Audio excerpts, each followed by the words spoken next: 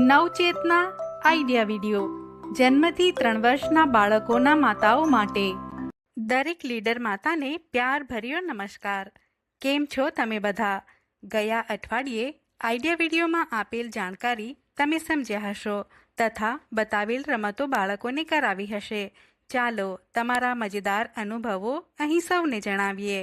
તમારા અનુભવ જણાવો ત્યાં સુધી વિડીયોને અહીં રોકો। ચાલો હવે આગળની પ્રવૃત્તિ કરીએ, જેનું નામ છે મળીને કંઈક કરીએ। આ અઠવાડિયાની મજેદાર રમત ટાવર ચેલેન્જ। દરેક માતા લાઈનમાં ઊભા રહે। દરેક માતાની સામે કાગળના ગ્લાસનો ટાવર બનાવો। લીડર માતાના 1, 2, 3 કહેવાની સાથે માતા એક ગ્લાસ ઉપાડીને નક્કી કરેલ જગ્યાએ નવો ટાવર બનાવશે। જે માતા સૌથી પહેલાં નવો ટાવર બનાવી લેશે તે જીતી જશે। જરૂર જણાય ત્યાં માતાઓની મદદ કરો। ચાલો રમત શરૂ કરીએ।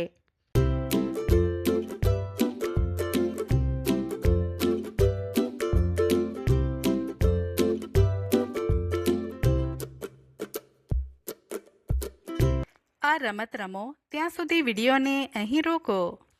ચાલો હવે આગળની પ્રવૃત્તિ કરીએ, જેનું નામ છે કંઈક નવું શીખીએ। માતાના જન્મ પછી માતાની સંભાળ રાખવી ખૂબ જરૂરી છે, કારણ કે આ દરમિયાન શરીર અને મન બંનેમાં ઘણા ફેરફાર થાય છે। શારીરિક સંભાળ: પ્રસવ પછી શરીરને ઠીક થવા માટે પૂરતા આરામની જરૂર હોય છે।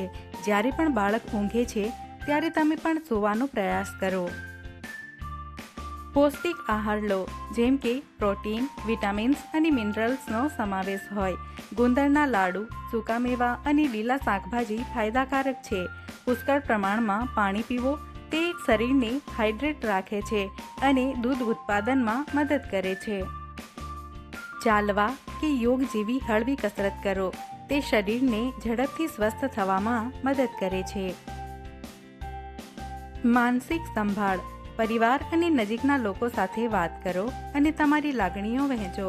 તમારા માટે સમય કાઢો અને તમારા શોખ પૂરા કરો। આ જાણકારી સમજીએ ત્યાં સુધી વિડીયોને અહીં રોકો। આ જાણકારીનો ફાયદો તમને કેવી રીતે થઈ શકે છે? દરેક માતા વારાફરતી જણાવે। ચાલો હવે આગળની પ્રવૃત્તિ કરીએ, જેનું નામ છે ઘરે જઈને બાળકોને કરાવો।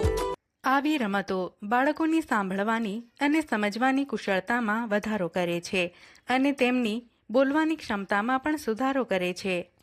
બાળકની બાજુમાં બેસો અને હસીને વાત કરો। બાળક તમારી વાત સાંભળીને હસે છે। બાળકને નામથી બોલાવો। બાળક તમારી તરફ ફરીને જુએ છે। બાળકને બતાવો કે કેવી રીતે હાથ ઉપર કરવા અને પછી નીચે કરવા। બાળકને પણ તેવું કરવાનું કહો। બાળક સાથે બેસો અને બાળકને દરવાજા તરફ આંગળી વડે ઇશારો કરી દરવાજો બંધ કરવા માટે કહો। બાળક તે કરે।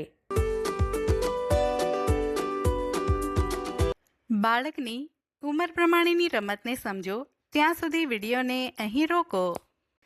આશા છે તમે તમારા બાળકના ઉંમર પ્રમાણે કઈ રમત રમવાની છે તે સમજી ગયા હશો।